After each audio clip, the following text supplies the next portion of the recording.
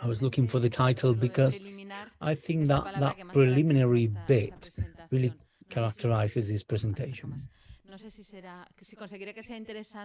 And hopefully I'll make it interesting, but anyhow, I do hope to encourage you to wonder about many more things.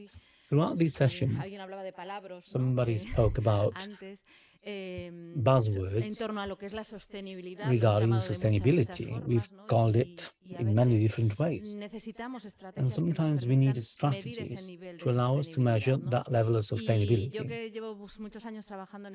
For many years, I've been working in life cycle analysis. And at the end of the day, we find so many indicators and certification and management and communication strategies that we kind of overwhelm all the agents in the value chain who need to make a decision.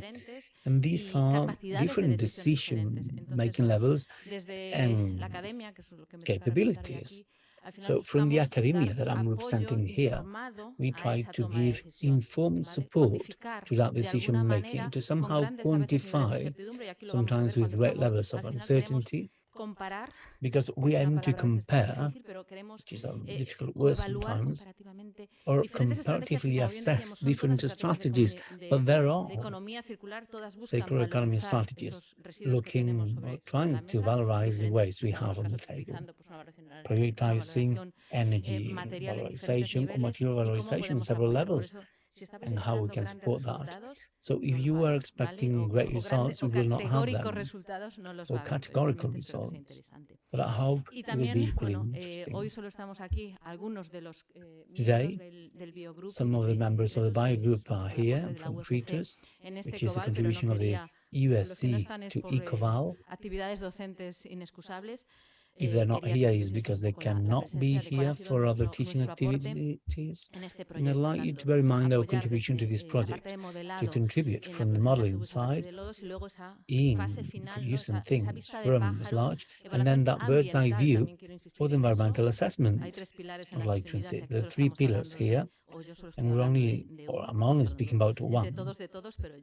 We're all talking about all of them, but I'm just talking about one of them.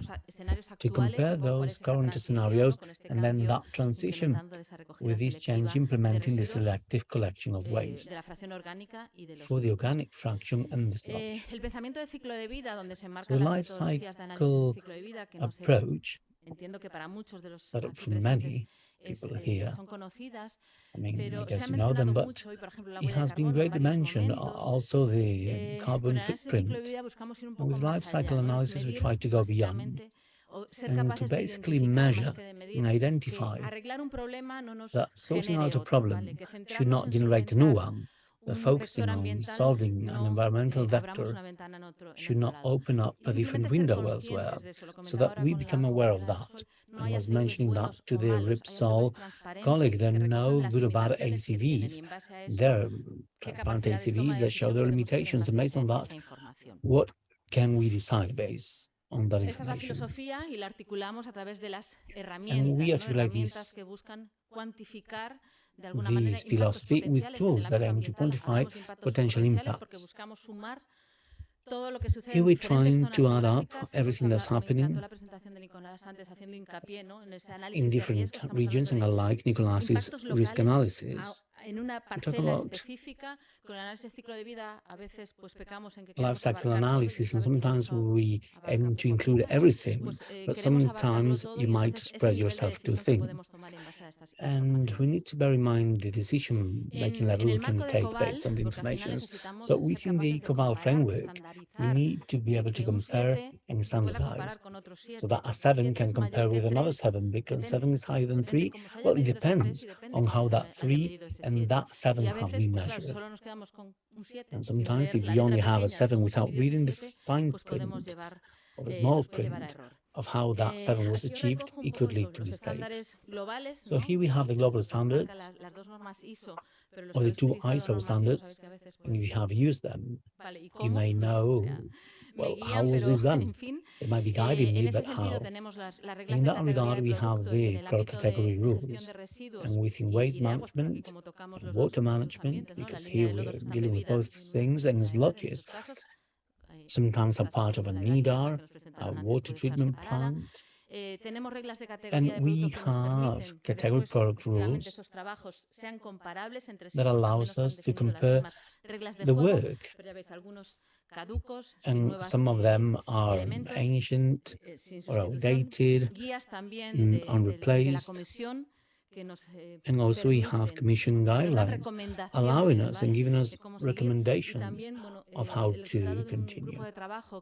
And then we had a working group in IGUA regarding what we learned after applying life cycle analysis to the water sector, because a treatment plant has many functions. Some of them just eliminate, the new ones do many other things, so we cannot really compare different things. Not all phosphorus is the same, or maybe comparable, so we need to compare things that are alike. So how have we defined that functional basis? Ander explained the 3 study frameworks, and we aim to manage biowaste, organic fractions separated selectively, or not. In reality, a big fraction, a big part of that will still be in the black bag and the sludge generated by that population. So our functional unit is equivalent in each sitting, each place, through questionnaires and statistical data. We assess the average production of each city. And the system limit should be comparable, beginning with the production of the waste in our homes, including the collection, transport to treatment plants. And we should thank Sogama for their support in much of that information. Also treatment and the final usage. Same thing for the sludge line. And then we have the methodologies and the impact categories. We've spoken about the footprint and global warming, but there are many other environmental vectors that we should not ignore. And what did we actually know when we began ECOVAL? What did we know about the environmental behavior of the production of life cycle analysis, or AGVs? Well, there were very few studies regarding these VFAs for the volatile fatty acids as the basis. And Anton on the Mentimeter was asking an easy question for the production of plastics and PHAs. Here there was a lot of research done regarding the individual production of VFAs. There were very few. And in PHA, there was a lot of work. But if you keep digging, there were only 2 basic studies, and they were kind of quoting each other. So we had 2 sources in the last 15 years.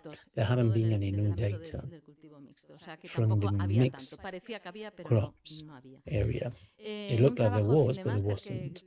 And in master's dissertation that we did with Itaqua last year, that was the first attempt with the dairy industry, water waste, and we looked at what we could do to make this technology competitive. And there was something that we had seen by plastics, which is the destruction stage is a bottleneck, and this is not new. And Ander explained the process. I wouldn't like to extend on this, but they have had to do quite a few hypotheses, because we were speaking about low TRLs and complementing data with bibliographical sources, as well as Shanghai CIS models. And we have handled different levels of data to quantify the material and energy inputs and outputs in all the stages of the process. I'm not going to stand on this, but there's a lot of it behind this. And these were first preliminary assessment of VFAs through the organic fraction of biowaste. And coming back to the question we had before, here I'm just showing the ECOVAL process and technologies. But at the end of the project, the results will present the whole of the treatment. So we are actually quantifying that waste management and the full picture of the system. So what do we find here? Well, what we have seen in other trials, you can see it in purple here. And here you have the extraction stage with a solvent rate of 2:1, and even though the solvent rate may be high, we need to add it to the process. And then the digestate. Come back to the presentation from Nicolas. That's an alternative that it's out there and that we need to advocate for. The traceability and objectivity. We take into account the residual fractions that we cannot take to VFAs that lead to an anaerobial digestion. The digestate is applied, then we need to look at the nutrient balance. And the direct emissions contributing significantly. Then a high uncertainty. We have assumed a better scenario with a one-to-one replacement of avoided products. And that's what really differentiates those impacts. And go back to the former 3 and 7. Is that a lot? Too little? Do we have absolute values on purpose? Well, here you have the distribution of the bottlenecks. And here we need to understand our technology, or the technology developed in the framework of ECOVAL within the real context. So we have presented the case study from Palencia, might not be worth presenting the 3, and the pictures for 2024.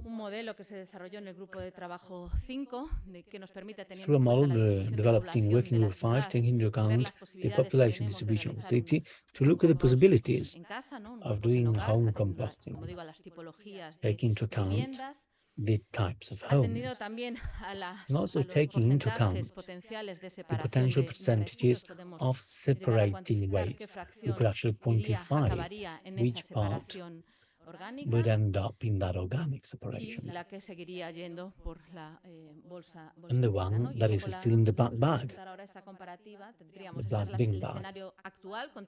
And then we have the current scenario of conventional technologies that aim to valorize waste, then anaerobial digestion and post-composting with this rejection here and the compost, and the rejections eventually end up in a landfill in a small portion, and we need to adjust the needs of that composting with the garden separate waste.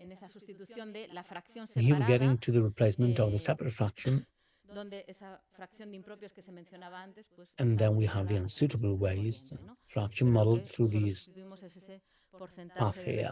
But we just reduce that percentage of waste, that rate of 21%, which is the best situation that we have validated with different sources. And the most concerning bit of this rate is that it can be reached, but not increased. So the people who collaborate do it from scratch, but we cannot get more people to collaborate. That's the message we learned to this project. So as I was saying, we do not have great results. That could be discouraging. And seeing these results, it looks like implementing the ECOVAL process might not be as beneficial as we wish to believe from scratch, but it's not about selling anything. It's about having information allowing us to make decisions. And failure is always part of the process after all. So in this comparison, we're just comparing that portion of the process. At the end of the project, we'll be able to show all the global results.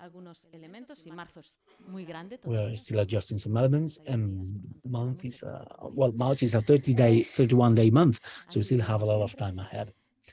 as we usually do. And we have some indicators mentioned today, and we can quantify certain benefits, but we cannot say or sell, and our aim is not to sell, but we cannot boast about the fact that it's a technology totally favorable in all categories. It makes sense for it not to be. We have a long way ahead to optimize and develop that technology, to adjust it with technologies that have been in the market for 20 or 30 years, as Anton was mentioned before. Maybe 25 years ago, some of these things could be surprising.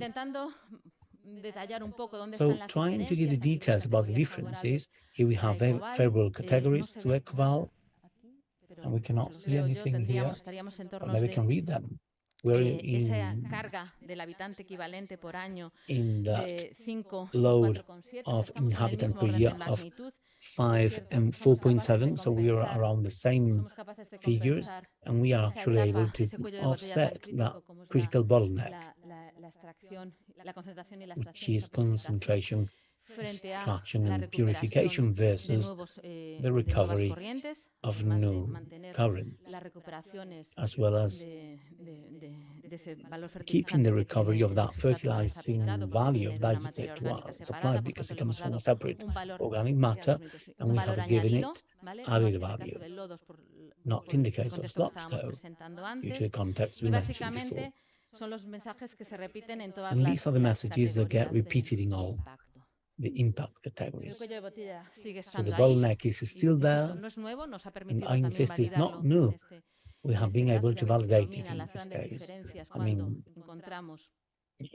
we can see the big differences because we're not able to offset with the product we replace in the market. We cannot offset that production cost. And the message here is that we need to measure to be able to test that all the circular economy strategies are in fact sustainable. So we should not allow this to happen, because eventually we have the case of sludge, which is quite similar.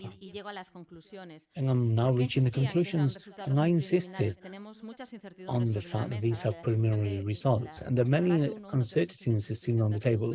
The 1-to-1 ratio for life cycle analysis replacement still lacks certain market acceptance and legal barriers. The market should have the ability to decide whether they aim to accept it. And how, from life cycle analysis, can we develop development? Well, we have two pictures here, and these are static pictures. We have one for 2024, but in the project, we cover the reference year without doing a selective separation, and the reference year with selective separation for 2024. But we're not really adding on the development of these technologies. And all the external development and that food policy change in the scenarios where these technologies will have to get developed. And in that regard, on the table, we have the first few guidelines of the Commission published last year, that is the prospective life cycle analysis, which is taking our processes to a hypothetical scenario, taking into account the bioeconomy and energy policies, as well as others. And here we have the link to an article published this year in that regard. So that life cycle analysis with two static pictures has initially allowed us to identify and confirm the critical endpoints of the ECOVAL process and benchmark it within the framework of the circular economy. And here we have the same message we had before. It's a long path, we're taking the first steps, and we need to take them to then take further steps. And that's all for me. Thank you so much for your attention.